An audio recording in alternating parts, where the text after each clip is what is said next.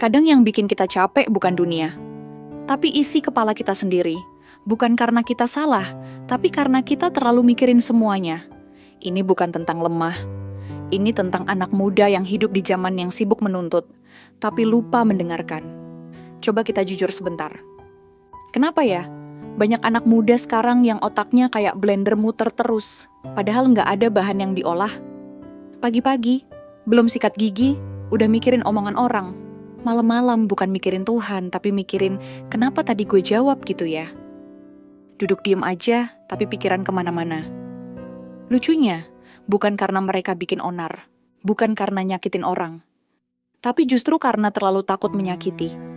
Terlalu sibuk mikirin dampak, sampai lupa hidup. Overthinking, penyakit halus, tapi ganas. Kayak semut rang-rang, kecil tapi kalau nyengat, nyiksa. Dan anehnya, banyak dari kita bahkan nggak sadar kalau kita udah lama digigit. Kenapa ini bisa terjadi? Salah satunya, media sosial. Tempat di mana semua orang jadi aktor, tapi penontonnya nggak dibayar, malah dihajar. Lo scroll Instagram, lihat temen udah beli rumah, nikah, punya bisnis, liburan ke Maldives. Lalu lo buka dompet, yang isinya cuma kartu vaksin dan serpihan harapan. Dari situ, pikiran mulai bunyi. Gue ngapain aja sih selama ini?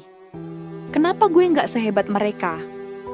Padahal mereka juga belum tentu sehebat yang terlihat.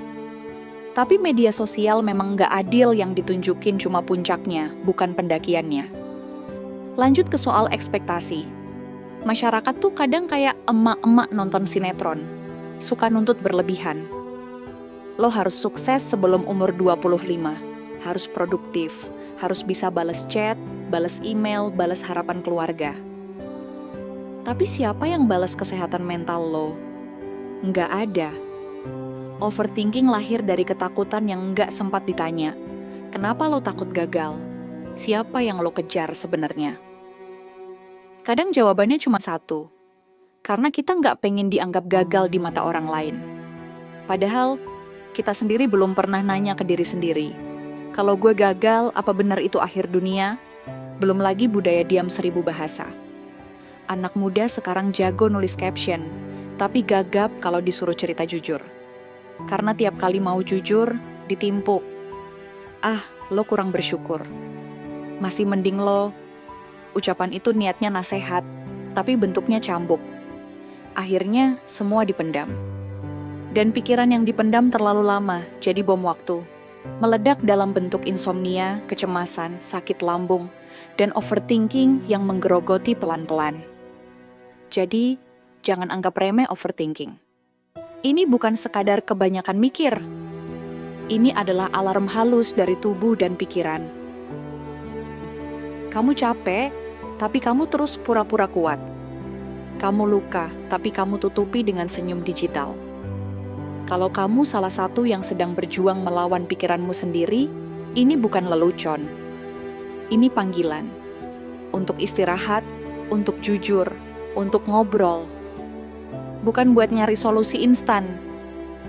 Tapi biar kamu tahu, kamu nggak sendirian. Dan kalau dunia terasa terlalu bising, nggak apa-apa kok kalau kamu menepi sebentar. Overthinking bukan tanda kamu lemah, tapi tanda kamu terlalu lama pura-pura kuat. Dunia memang enggak akan berhenti. Tapi kamu boleh berhenti sebentar. Buat napas, buat ngerti bahwa jadi manusia itu enggak harus selalu sempurna. Sampai jumpa di video berikutnya. Jangan lupa istirahat, karena pikiranmu juga butuh pelukan.